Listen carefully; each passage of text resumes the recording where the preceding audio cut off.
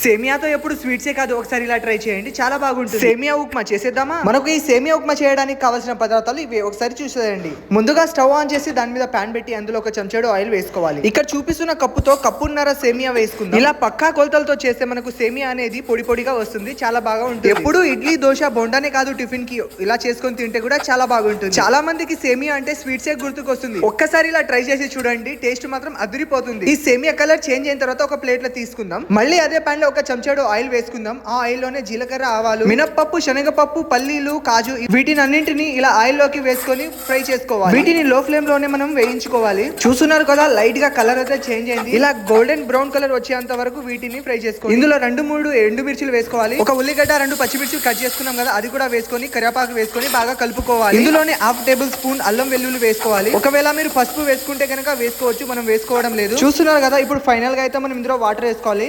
ఎన్ని కప్పుల్లో సేమియా తీసుకున్నామో సేమ్ అదే కప్పుల్లో వాటర్ వేసుకోవాలి. 1.5 కప్పు సేమియాకి 1.5 వాటర్ వేసుకుంటాం. ఇలా వాటర్ వేసుకున్న తర్వాత ఒకసారి కలిపేసి ఇందులోనే మనము సాల్ట్ వేసుకోవాలి. సాల్ట్ వేసుకున్న తర్వాత నీళ్లు మసలనివ్వాలి. అలా మసులుతున్నప్పుడు మనము ఫ్రై చేసి పెట్టుకున్న సేమియా ఇందులో వేసుకోవాలి. ఇలా సేమియా వేసుకున్న తర్వాత ఇందులో ఉన్న నీళ్లు మొత్తం దగ్గర పడిన తర్వాత స్టవ్ ఆఫ్ చేసేయాలి. ఈ ప్రాసెస్ జరగడానికి మనకు 2 నుంచి 4 నిమిషాల మధ్యలోనే అయిపోతుంది. చూసారు కదా, వాటర్ అయితే మొత్తం దగ్గర పడింది. స్మెల్ అయితే అదిరిపోతుంది. ఎప్పుడెప్పుడు తిందామా అన్నట్టుగా అనిపిస్తుంది నాకైతే. మీరు కూడా ఇంట్లో ఒకసారి సేమియా ఉప్మా ట్రై చేయండి, టిఫిన్ కి చాలా బాగుంటుంది. మొత్తానికి అయితే మన సేమియా ఉప్మా రెడీ అయిపోయింది. చూస్తున్నారు కదా, వాటర్ అయితే మొత్తం దగ్గర పడింది. ఇప్పుడు ఒక బౌల్ లోకి వేసుకుందాం. ఇంకా టేస్ట్ చేసి చెప్తాను ఎలా ఉందో. డెకరేషన్ అయితే దుమ్ము రేపేసిన, కాజు అయితే నన్ను చూసి కమ్ అంటుంది. టేస్ట్ మాత్రం అదిరిపోయింది ఫ్రెండ్స్. మీకు గనక ఈ వీడియో నచ్చితే లైక్ చేయండి, షేర్ చేయండి, సబ్స్క్రైబ్ చేయండి. అండ్ మీలో ఎంత మందికి సేమియా ఉప్మా ఇష్టమో ఒకసారి కింద కామెంట్ చేయండి.